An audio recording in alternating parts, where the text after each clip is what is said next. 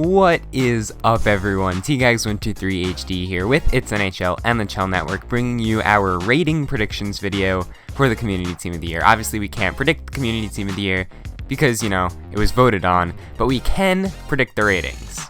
We also have mock cards for every player on the Community Team of the Year, thanks to It's NHL. He did all of the graphics in this video. He did an absolutely phenomenal job. Be sure to check him out in the description for sure. His Twitter and his YouTube link are down there. We will also be doing predictions for the 23 and under Team of the Year, Offensive Team of the Year, and Defensive Team of the Year, assuming that they do that again this year like they did last year. So be sure to subscribe to me and the Chell Network if you want to see those videos.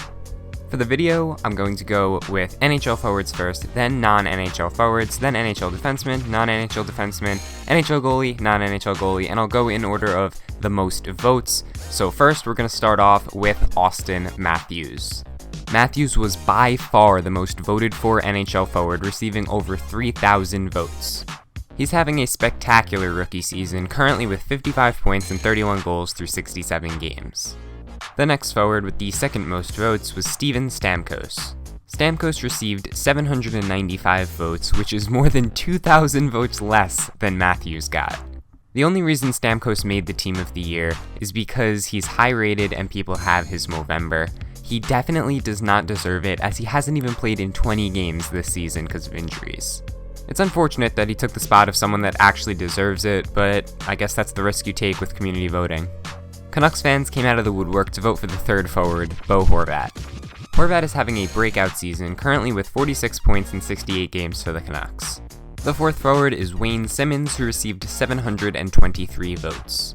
Wayne Train started off the season really hot, but has slowed as of late. He, like Horvat, has 46 points in 68 games. After Simmonds is Taylor Hall.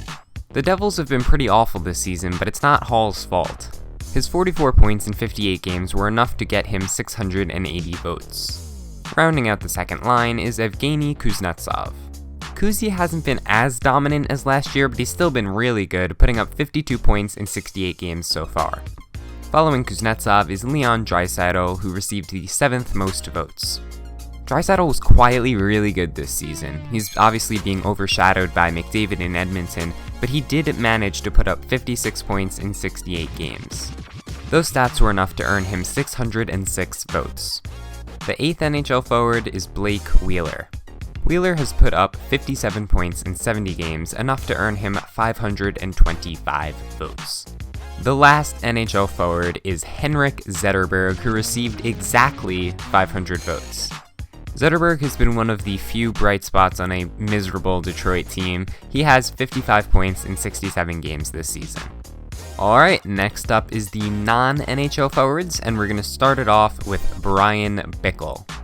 It really infuriates me that Bickle made the Team of the Year. He's only played in 13 games this season, 7 in the NHL and 6 in the AHL.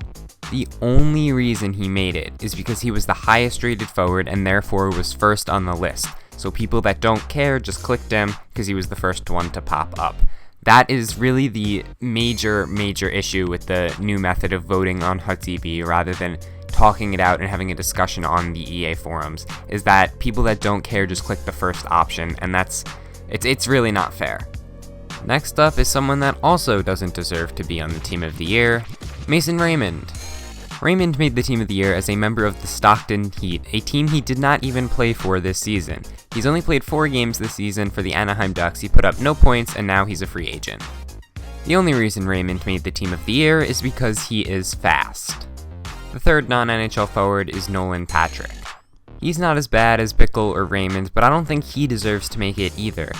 He only played in 30 games so far this season, although he did put up 44 points in those 30 games. The sole reason that he made the Team of the Year is because he's projected to be the first overall pick in the upcoming draft.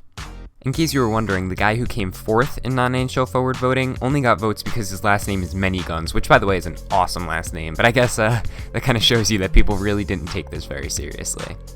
Not gonna lie though, I definitely would have had a Team of the Year Manyguns on my team. On to NHL defensemen, first up with 2,688 votes, Aaron Ekblad. Ekblad isn't having the greatest season. He only has 21 points so far in 67 games and is a minus 22. I assume the reason he got most of his votes is because people have his Movember. Joining Ekblad on the top defensive pairing is PK Subban. Subban has 35 points in 53 games so far this season in his first year with the Nashville Predators. The defenseman with the third most votes was Dustin Byfuglien. Byfuglien is having another solid season in Winnipeg with 46 points in 70 games. The fourth and final NHL defenseman is Christopher Letang. Letang has only played in 41 games this season, but in those 41 games he does have an impressive 34 points. The first non-NHL defenseman is Ville Pokka.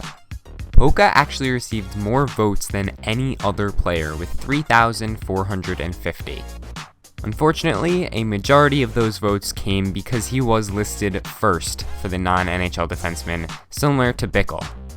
Unlike Bickle, at least Pokka played a full season, putting up 25 points in 62 games.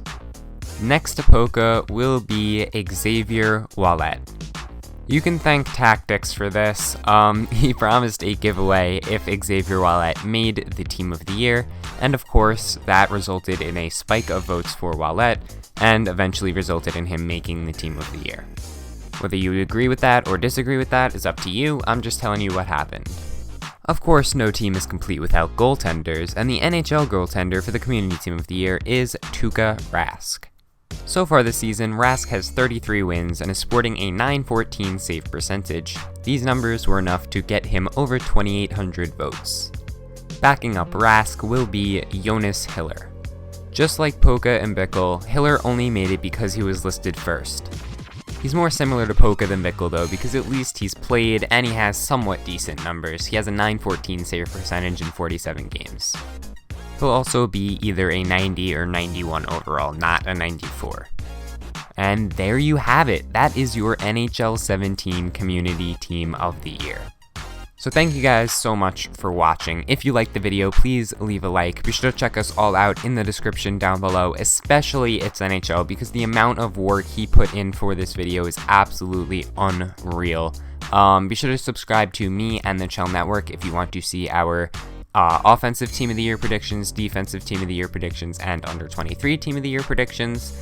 And that's pretty much it. Thanks guys, and I will see you next time.